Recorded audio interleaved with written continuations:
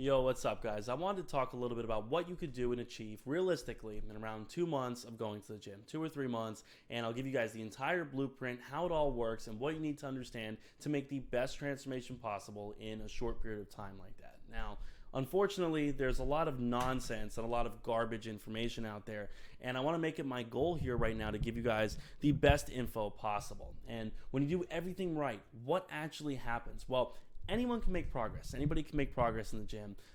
Just by going in there and showing up, you'll make some level of progress. But there are some people who want to make as much progress as fast as possible. They want to be as efficient as they can with their time. So you could go there and just horse around. And if you enjoy horsing around, I will not stop you. This video just isn't for you. So if you really want to lock in to lose fat and gain muscle in an efficient way, there's a few things we're going to have to look into. But obviously in this video, I'm going to help you guys not run in circles. You'll have a real tangible 2-month plan and understand what works, how it works, and why it works. So from a few different standpoints, we're going to have to get some hard training in, have to get our cardio in, going to have to log our training, communicate with your coach or mentor, and understand some fundamental processes. Let's get into it. So how does this all start? Well, my client Zarar, 17-year-old from New Zealand, comes to me and he has a series of goals. He wants to do a few different things. He wants to lose fat, gain muscle, and get his body ready to do a lean bulk in the future. That's not a fat bulk where you're getting all fluffy and getting all bloated and stuff. He just wants to do a nice lean bulk in the future. Now, in order to do that, you kind of want to have a nice template. You want to have a nice base, because if you don't have a nice base before you're going in there and doing a bulk, well, you're kind of going to be already on the heavier side. So you don't want to be heavier. You want to be nice and lean before doing a long bulk like that. But again, he wants to be healthier, he wants to be happier, and just improve his quality of life. So does he accomplish this? Yes, he does really, really well. And you can see here December 21st, he's 168.5 pounds. Then in February 15th here, he's 147 pounds. So he lost 21 pounds in just 2.5 months. So this is a short time frame. I mean, to make this kind of a transformation, dude doesn't even really look like the same guy, you know? Like, this was really impressive. You can see his whole rib cage, abdominal area, just totally dug out, hollowed out. Guy looks super, super lean. And again, this is an exception. This guy really nailed everything here. I love this kid. He did a phenomenal job. He was super, super responsive, super, super just helpful, and like worked well, and just was really hungry for this kind of a transformation. So that was just awesome. But when we take a look at his meals and what he basically did for the day each day, we kept it really simple. He actually ate the same thing every day. And I told him, I'm like, dude, I'll make some more options for you. You don't have to eat the same thing every day. And he's like, honestly, it doesn't bother me. I like it. It's simple. So I'm like, sure. Why not, man? So 8 ounces of 90-10 beef, 2 cups cooked pasta, olive oil, and any sugar-free sauces of his choice, 180 grams chicken breast, 150 grams sweet potato, mixed veggies, cup of rice, and more olive oil there, 2 cups protein powder, and 2 cups of fruit of choice. And that puts our calories for the day at a little over 2,100, 150, 160-ish grams of protein. Just perfect. Literally perfect sweet spot here. Got the calories for the meals listed there. So we kept him in that range, like 2,000, 2,200 calories a day, something like that. And again, from a protein standpoint, he doesn't have to have like 1.5 grams per pound of body weight, because he's not a bodybuilder. He doesn't have that bodybuilder level of mass yet. So he doesn't really need that kind of protein to support his physique. I mean, if you're someone who's, a natural bodybuilder and you're at 5% body fat, you got to get that protein really, really high because you just have so much lean mass to support. Most average people don't need that just yet. So for him, being at 0.8 grams per pound of body weight, or like 1.1, is fine. That's a totally fine ballpark to be in. And just having, an understanding of basic nutritional goals, an understanding of basic nutritional principles is what's really going to matter here. And there are a few main things that I kind of swear by when working with people like this. It's obviously ensuring that we're getting our nutrients in and avoiding deficiencies. So fruit and lean protein is going to be your best friend. It's really not vegetables, actually. They have some benefits, for micronutrients and things like that. But for the most part, vegetables and low-calorie alternatives actually win from more of a satiety and fiber and feeling full and adding volume to your meals. They win from that standpoint. So if you go to Chipotle and you load up your bowl with lettuce, you're actually winning from the volume standpoint. You're throwing more volume in there. You're making it more bites. You're increasing the amount of time it takes to finish your food, get it all down. So you're making yourself feel more full, more satisfied. But from an actual, let me get my micronutrients in, iron, folic acid, just so many different things, vitamin B, you can go down the list, omega-3s. That benefit will really come from like lean protein, especially beef, salmon, things like that, fruit. It's kind of where we win on that realm. Obviously getting our healthy fat in for hormone support, making sure our hormones are functioning well, keeping our testosterone production where it should be, avocado, olive oil, nuts, certain fatty fish. Just having that kind of balance for muscle growth and fat loss is like super valuable. And obviously fat is a little higher in calorie, so at some times you do have to cut back on that a little bit, but we didn't feel a need to do this here. I felt like the olive oil was totally fine here in his situation. Then, like I said, his protein, 0.7 to 1.5 seems to be the widely accepted range. I personally, for clients nowadays, prefer like 1.1 or 1.2. It really, is not a make or break kind of thing. There's diminishing returns once you reach that minimum threshold there. And again, same thing, you don't have to eat every 3 or 4 hours or whatever. That's a little excessive. As long as you're getting your protein in, it's equated, you'll be fine. But if you want to eat more often from the perspective of digestion and energy and stuff, that's going to be a good idea.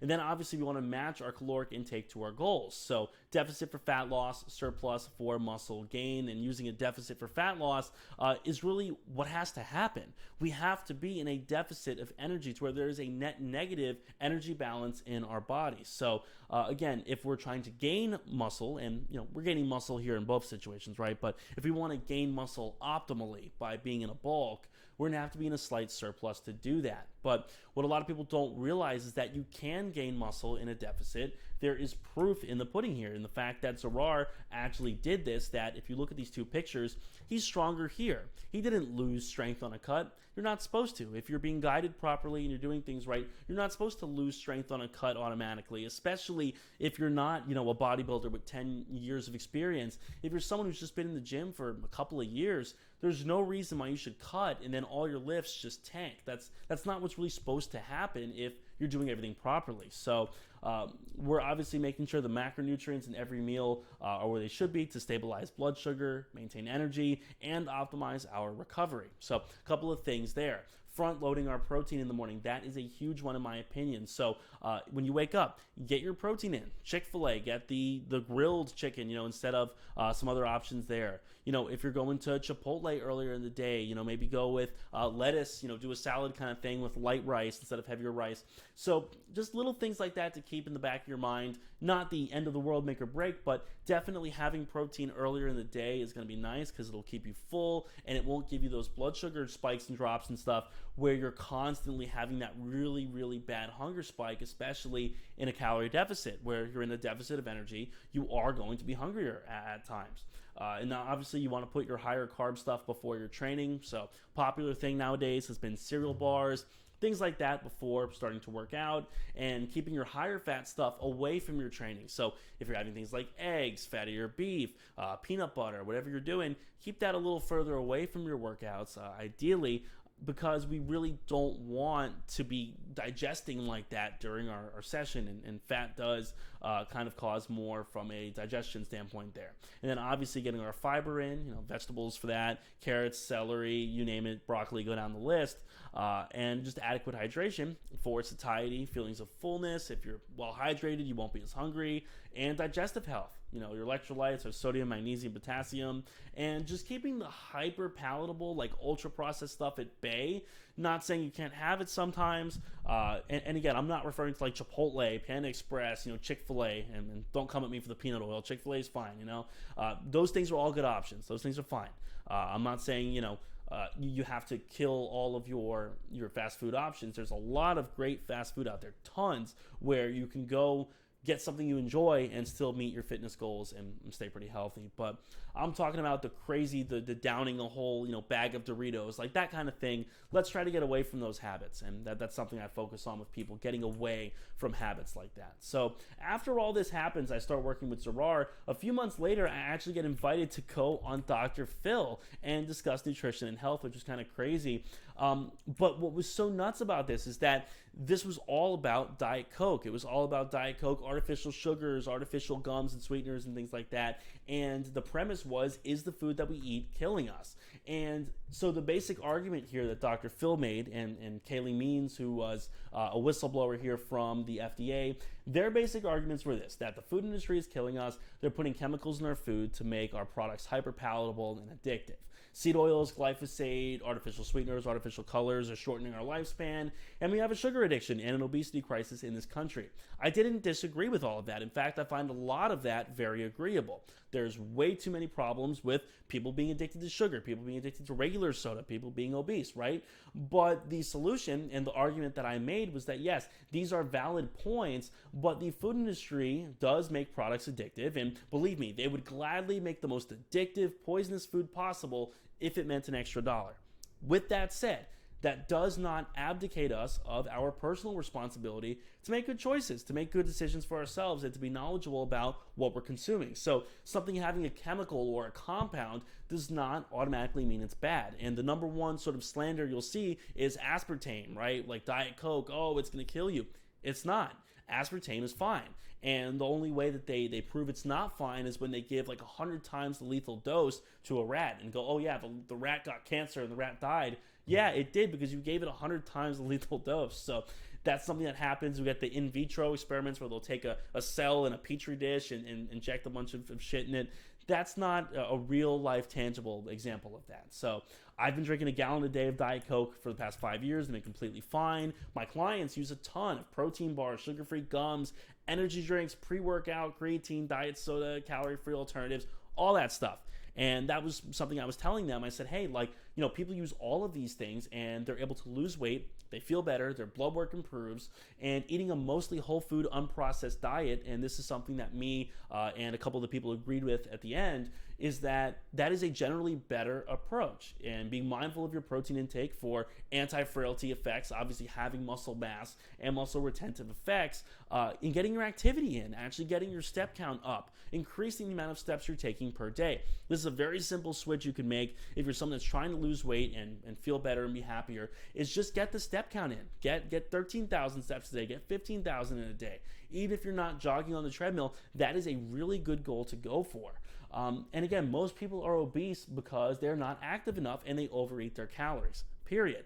It is not because Diet Dr. Pepper shut off their metabolism, or, you know, the ketchup at McDonald's might have red 40 in it. That is not why so many people are obese. And again, that was kind of the argument that I was making, but here's what happened when I went on. Sugary after I drink this Diet Coke, and I find that once I drink it, the urge to go gorge on candy or cookies or cake is completely gone.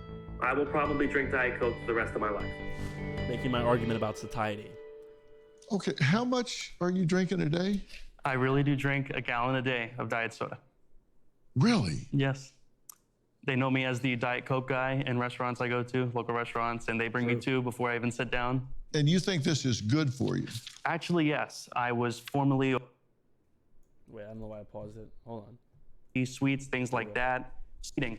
So I'm using diet soda as a tool to help me limit my alcohol consumption. Hardly ever go for cookies, candy, sweets, things like that. So it has completely altered my eating habits. And there is a lot of research. They have a study here where 18... And then we start getting into the nitty gritty of, oh, you know, this study was funded by this one. And I understand that, but ultimately if something is peer reviewed and is a randomized control trial, there is a lot of very solid evidence out there that there's nothing wrong with a lot of artificial, you know, sweeteners, you know, colors, whatever. But my whole argument here was not to defend that. It was simply to say that I use this as a tool to lose a bunch of weight. And I talked about earlier in the clip that I lost 35 pounds. I was younger, and they actually show the original picture. I mean, it was crazy. This is what I used to look like. This was me at 15. And I talk about that weight loss and stuff like that. So long story short, what does all this mean? What does this mean for you? You're someone that's trying to get in better shape in 2 or 3 months. And what does this mean for Zarar? Well, you need to clearly define your vision, laser focus on that vision.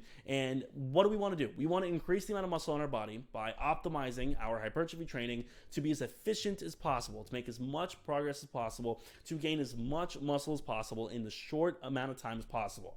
We want to be in a net negative energy balance, so a calorie deficit, and expend more energy than we're intaking, forcing our body to utilize its fat stores. That is literally the fundamental crux of how weight loss works, right? You have your water. You might lose some water that you were holding on to if you cut sodium. You have glycogen intake, glycogen stores, which happens when you have like carbohydrates. That's your fuel. So you're going to have all this, and that's immediately going to cause like a quick drop in your weight. But then once that keeps going, you will eventually be in a fat burning process where you will lose fat by being in a calorie deficit, period. Like, that's the way it works. Your body has to get fuel from somewhere else. And by doing this, we will get stronger, happier, and healthier.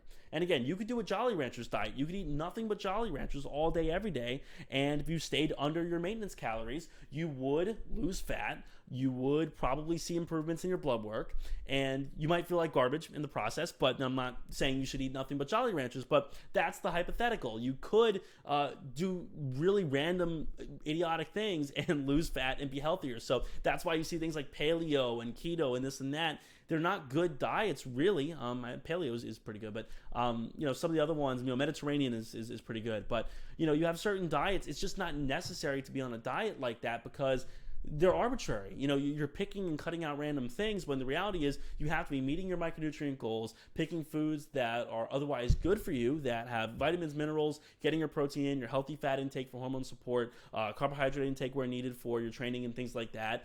And the rest is history, right?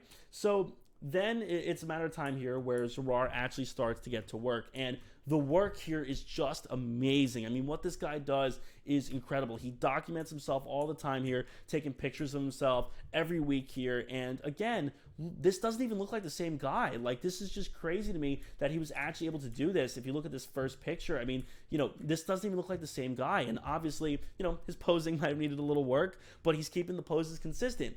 And we're watching that here he is, 21 pounds down, and he's stronger. So all of his lifts have gone up in this process. He's gained muscle. He's gotten a lot better at these movements. And again, he's just consistent. The guy is laser focused. He's only 17. He's laser focused. And that is the work that he actually put in himself. And again, just super, super consistent with this. And then when we look at like what he actually did, what is he doing during this time? 30 to 45 minutes of like moderate intensity cardio per day, low to moderate. Some days he do 25 minutes, whatever.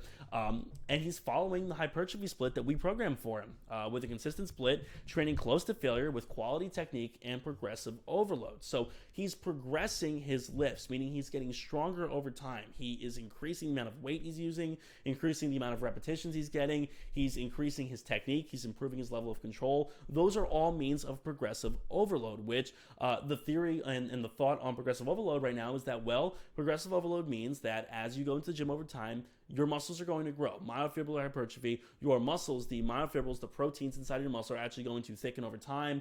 And as you do that, you will be capable of moving more loads. So we have to overload, progressively overload, train harder each time. We have to go and face a greater challenge because as our muscles have adapted, we have to greaten the challenge to get the same stimulus, if that makes sense. So he's in constant communication with me every day, sending me videos of his training and diet and questions. And again, to make a transformation like this in 2 or 3 months or 6 months, you really have to be kind of on top of that with your coach or mentor because just having someone look at your technique, look at what you're doing is important to have like a second set of eyes on what's going on, even if you feel competent.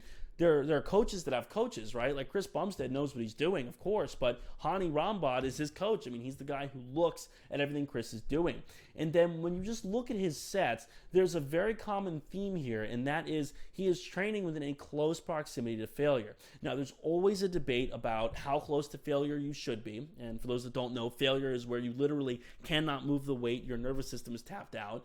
The proximity to failure is up for debate, but ultimately, as long as it's close, that's really what matters. And the thought right now is, again, like the 5-ish reps that are closest to failure are the most important reps, that those 5 reps are kind of created equal, and they each serve for about 20% of your growth potential for the set. So if he's doing a set like this, the 5 reps at the end where they're slowing against his will, same thing with his bicep curl here, right? These reps are just slowing against his will. There's nothing he can do to change this and stop this from slowing against his will.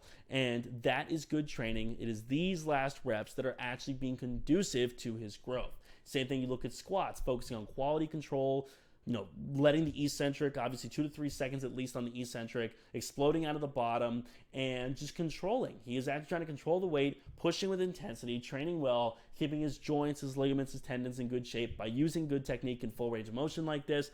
and good intensity. And you can see he cannot get this weight up. He is at failure. That is a really good set and a very hard set. And again, this takes a lot of like sort of a deep dive mentally to actually reach the point to be able to train like this, especially on legs and certain body parts. But the guy's experienced. You can see he has built this discipline over time with his chest press here. He's actually built this discipline in his head that, hey, I have to go and I have to train this hard. That's like really, really cool. And again, daily communication, daily logging, everything. And again, this doesn't even look like the same person. And it's just crazy, especially this picture. I mean, this doesn't even look like the same man. It is crazy to me how fast he kind of made these improvements. Again, you see the abs look diced. He's training abs really hard, taking them in a close proximity of failure. He's sending me messages. We're voice messaging back and forth here, looking at everything. And when we actually get into his routine, like what is he doing during this time to make these gains? He's not doing a whole lot of sets. And this is something that a lot of people get confused on, is that they just throw a bunch of sets out there. Oh, I did 5 sets of 5 and I did 20 sets of calves, or I did 30 sets of biceps because I felt like it. That's aimless. We don't want to be aimless. We want to be productive with an end goal in mind. The goal here is to do an adequate amount of volume to where we are growing from that volume, but not too much volume as that our progress flatlines and then our recovery is impeded. So for the most part here, he's doing 1 to 3 working sets per exercise, doing 7 to 12 sets probably per workout. That's kind of the ballpark. He's putting the most important muscles first due to CNS fatigue. So your nervous system will get fatigued over time. So you're going to have to put the most important muscles first during your workouts, the muscles that you actually want to grow. You have to place those first, or at least earlier in the session, because as you get near the end of the session, your central nervous system is going to be fatigued, systemic fatigue. That means that over time, during your session, your nervous system is not able to recruit the same amount of high threshold motor units. And these motor units are little things in your nervous system. And essentially, when you are doing a movement, it takes your nervous system to actually execute the movement. So high threshold motor units are hard to kind of tap into, and the closer you are really to failure, this involuntary slowing of the concentric velocity of these reps. So the fact that the concentric of these reps is slowing against his will, no matter what he does, the concentrics of these reps, they're going slow. That is what's actually recruiting these high threshold motor units, or the motor units that are hard to tap into. So it gets really hairy, it gets really sciencey, it gets really sort of into the nitty gritty. It's not necessary. You don't have to do that. As long as you train with intensity and you focus on understanding that, yes, there is a limited number of sets we can do per workout, because we'll reach a point where those sets start to work against us. Now that you have that knowledge and that every set you do is less effective than the previous one, that is all the knowledge you need. And then, he's sticking in like the 4 to 9 rep range usually, because again, that 5 rep theory that, hey, there are 5 reps closer to failure, and those 5 reps are the most important. So sticking in that rep range is really valuable there. And he's still doing things he enjoys. He was still doing exercises he liked. He was doing some barbell bench. He's like, Matt, can I do some barbell bench? I'm like, sure, of course. You like it, do it. So he was doing stuff he liked. He was using a diet, obviously, that he enjoyed. He was very disciplined. He didn't mind eating the same thing every day. Obviously, if we were working together, we could do something more flexible, but he didn't mind it. So I'm like, hey, of course, like if that's the best thing for you, by all means.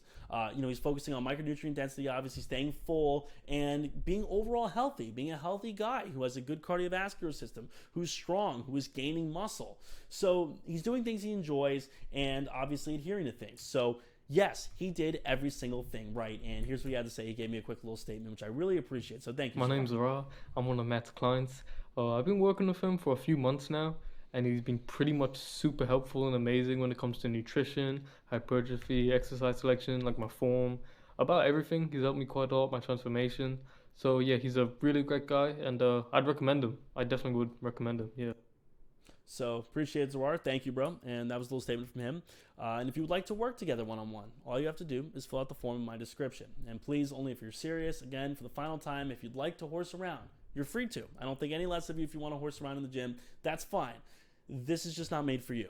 The goal here is to find people who are serious, who are actually looking to make a quick, efficient, science-based, evidence-based change that they are ready to put the work in for. So you can fill out the form in my description there. And again, there's kind of a theme here with all the people that I work with. Here's my client, Ben, who probably was my hardest trainer, actually, that I've worked with ever. This guy trained like a literal maniac. And you can see with all of his sets, he's putting a lot of effort in. He's going very hard. He's putting a lot of energy into these reps. But, you know, if you watch, especially near the end of his set, you can see the reps again are starting to slow against his will. No matter what he does, he's having a hard time getting this weight up. And these are the reps that really matter when it counts. Same thing, that daily communication here with him, talking on WhatsApp about everything there. My other client here, Caden, same thing. He's asking me questions about his steps and his cardio and, you know, timing his meals, just staying on top of everything. And then same thing if we look at his pendulum set here on the pendulum squat, which is a very, very good machine, by the way. You could see, same thing, quality, intensity, pushing close to failure, and by doing sets like this, we are getting a high degree of motor unit recruitment. He is close to failure, the reps are slowing against his will, involuntary slowing of the concentric velocity. Those kind of principles, every good hypertrophy trainee, someone that wants to gain as much muscle, make as fast of a transformation as possible, is going to be doing. So that's that. Ben left me a little video here as well. And my client, Amith, who I trained with in person as well, dude's gotten almost twice as strong in like a few months. It's ridiculous. I'll have a video on him soon, but here's what Amith had to say. Hey everyone, my name is Amit, and I want to say that hiring Matt was one of the best decisions I ever made. Matt is an amazing personal trainer. He knows the physiology and the anatomy of the exercises inside and out. He knows which exercises will develop which muscles and how specifically to do those exercises for the best muscle growth. He also optimized my workout schedule, my diet, and my recovery so that I've made strength gains and physical gains that I could have ever imagined. Matt's also a super nice guy. He'll work around your schedule. He'll work with what goals that you want and optimize your plan to get to those goals as quickly and as efficiently as possible. If you hire Matt, you're getting a trainer who knows the exercise, the diet, nutrition inside and out, and will work with your schedule.